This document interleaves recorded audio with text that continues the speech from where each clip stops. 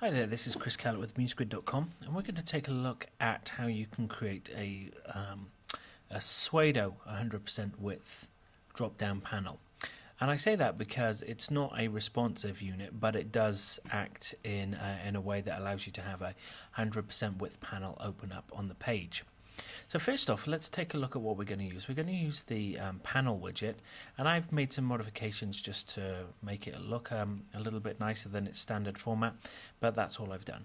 And we've got this currently at 900 pixels in width, and we've got our settings at can close all, edit together, and I've got it close. So if we preview this in the browser, we can see that it works the way we expect it to.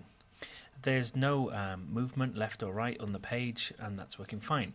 Now, if I want to make this bigger, it's not going to actually create 100% width if I drag it to the edge of the page, as like a rectangle might do. So we have to make it bigger than the page. So I'm going to put this up to 2000 pixels wide. We're going to then drag it into, we're going to use the smart guide there to show us when it's centered. Now, if I now load this page in the browser, we can see that it still works, but we've now got this horrible left and right scroll bar at the bottom that would make the page not very good, and that's not what we want to achieve.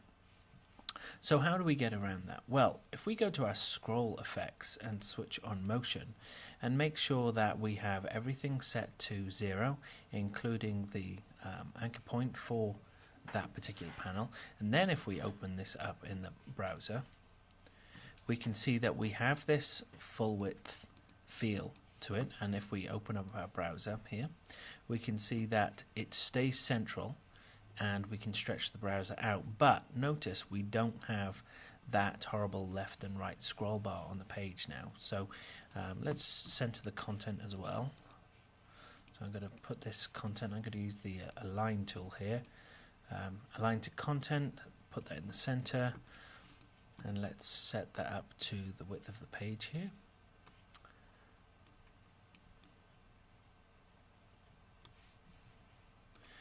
And preview that in the browser again. Well, let's close it first. And we can see here that we have our content nicely centered, and it retains its center positioning, and we don't have the scroll bars. So that's a really effective way of creating a drop-down bar that has the feel of a 100% width item, reacts very similar to that by switching on the scroll effects and setting everything to 0. We hope you find that useful, and thanks for watching.